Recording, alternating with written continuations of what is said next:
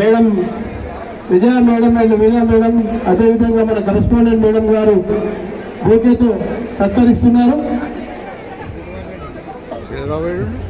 Thank you sir. అదేవిధంగా Ponnala Prabhakar sir గారు, minister గారికి స్వాగతం సుస్వాగతం. I request our GHMC Commissioner Donald Raj Garu to come on to the dais and occupy the respected chair. I also request our Vamshi sir and Limbagri sir.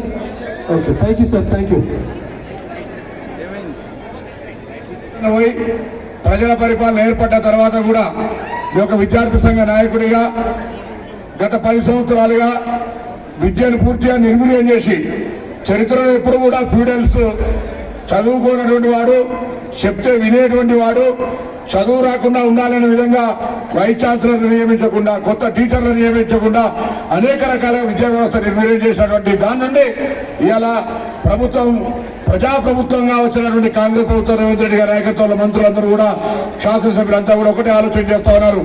మొట్టమొదటిగా విద్యా వ్యవస్థను మొత్తంగా నిర్వీర్యమైనటువంటి విద్యా వ్యవస్థను ఏ విధంగా తీర్చిదిద్దాలి, భవిష్యత్ సమాజం నిర్మాణం కావాలంటే విద్యార్థులు బంగారుగా భవిష్యత్తులో తయారు కావాలనే ఆలోచనతో ఉన్నటువంటి ప్రభుత్వానికి పెద్దలు, విద్యావంతులు, మేధావులు ఇప్పటిదాకా మౌనంగా నియంత్రితంగా అణిచివేయబడినటువంటి వాళ్ళు ప్రభుత్వానికి బహిరంగంగా ఓపెన్ గా సలహాలు. Please be near the stage.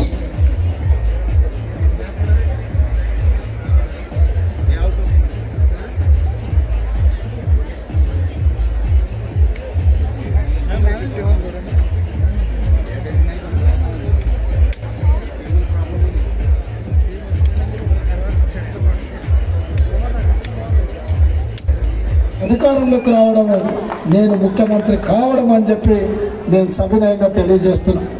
ఇదే కాకుండా నాయకత్వం శ్రీమతి సోనియా గాంధీ గారు, శ్రీ మల్లికార్జున్ ఖర్గే గారు కష్టపడే యువకులకు అవకాశం ఇవ్వాలన్న ఆలోచనతో ఎంతోమంది అనుభవజ్ఞులు, ఉత్తండులు ఉన్నా వాళ్ళందరినీ సమన్వయం చేసి ఒక యువకుడికి అవకాశం ఇవ్వడం ద్వారా తెలంగాణ పునర్నిర్మాణంలో కాంగ్రెస్ పార్టీ క్రియాశీలక పాత్ర పోషిస్తుంది, దేశానికి ఆదర్శంగా నిలబడుతుందని ఒక విశ్వాసంతో, నమ్మకంతో ఈ బాధ్యతని in our family, and we are so grateful to Mr. Revanth Reddy Garu for his valuable touring of the entire Telangana and giving us Telangana to the tune of 65 seats. Please give him an accolade for his grand success. And I would love to share that Mr. Anumula Revanth Reddy was born on 8th November 1969 in Kondareddypalli, Mehboob Nagar, present-day Nagar Kurnool. He graduated from Bachelor of Arts from AV College.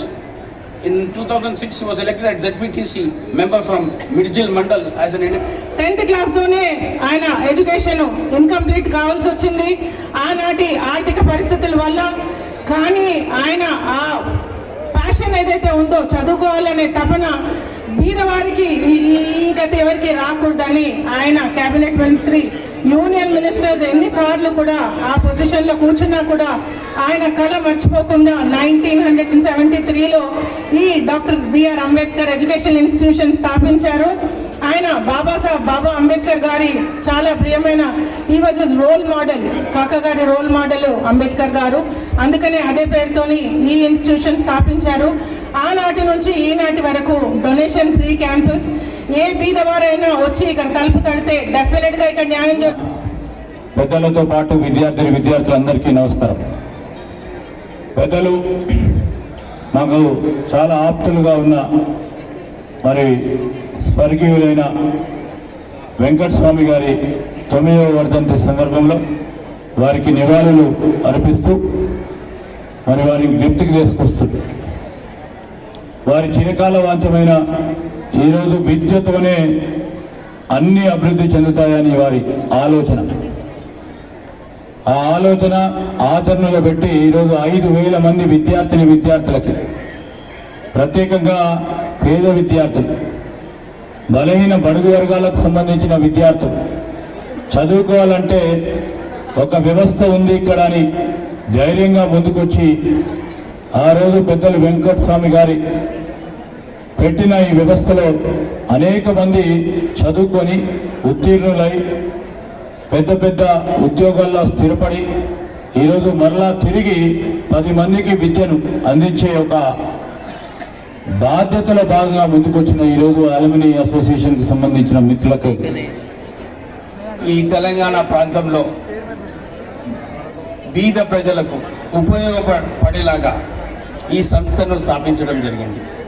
వారు ఇక్కడ ఈ బాగలింగంపల్లిలో ప్రొద్దున walking వచ్చినప్పుడు వారికి ఆలోచన వచ్చింది, అరే నేను కేవలం 10th క్లాస్ ఉర్దూలో పాస్ అయ్యాను, నాకు ఇంగ్లీష్ చదువుకోవాలని చాలా ఆలోచన ఉంది, నేను కూడా బీద ప్రజలకు ఒక మంచి ఇన్స్టిట్యూట్ పెట్టాలని చెప్పి డాక్టర్ బిఆర్ అంబేద్కర్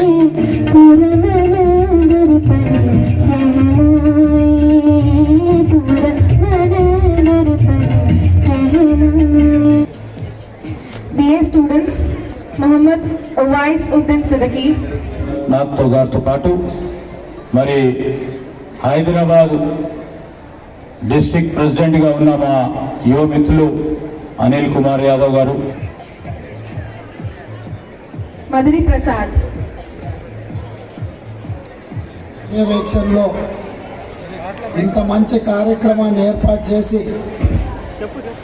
పూర్వ విద్యార్థులనే కాకుండా ఈనాటి విద్యార్థులందరికీ ఒక స్ఫూర్తినివ్వడానికి బ్రహ్మాండమైన కార్యక్రమాన్ని ఏర్పాటు చేసి ఈ కార్యక్రమంలో మంత్రివర్యులు దుద్దిల్ల శ్రీధర్ బాబు గారు, మంత్రి సభ్యులందరం కూడా కఠోరమైన దీక్షతోటి ఈ తెలంగాణను దేశానికి ఆదర్శంగా నిలబెట్టే రాష్ట్రంగా తీర్చిదిద్దే పనిలో భాగంగా రోజుకు 18 గంటలు కష్టపడాలి అని చెప్పి ఈరోజు మేము ప్రయత్నం చేస్తున్నాం.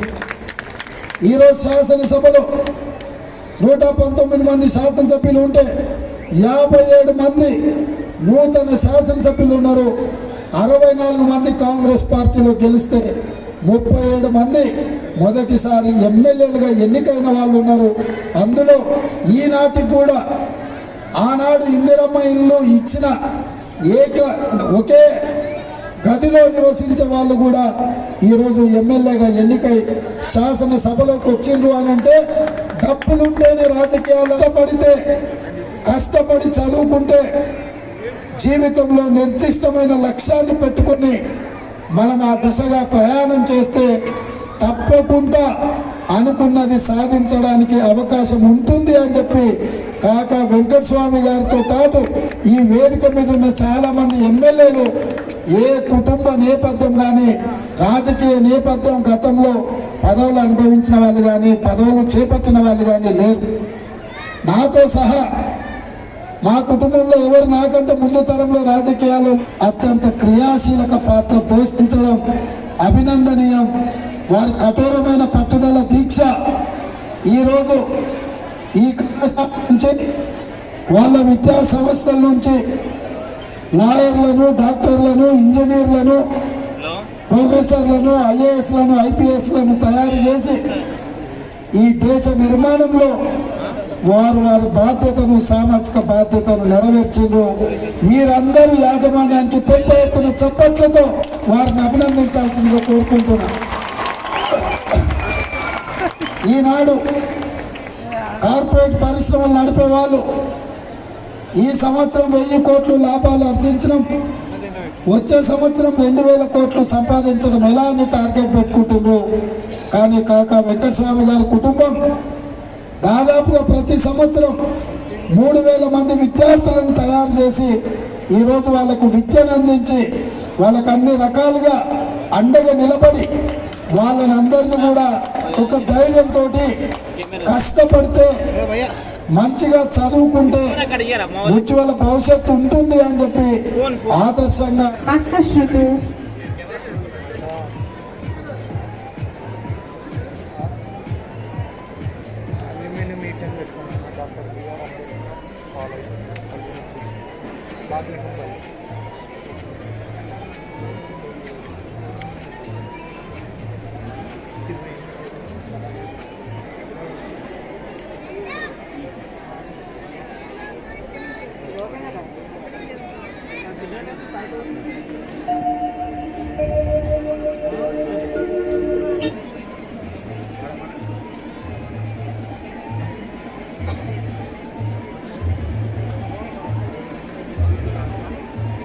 Once again, I request all the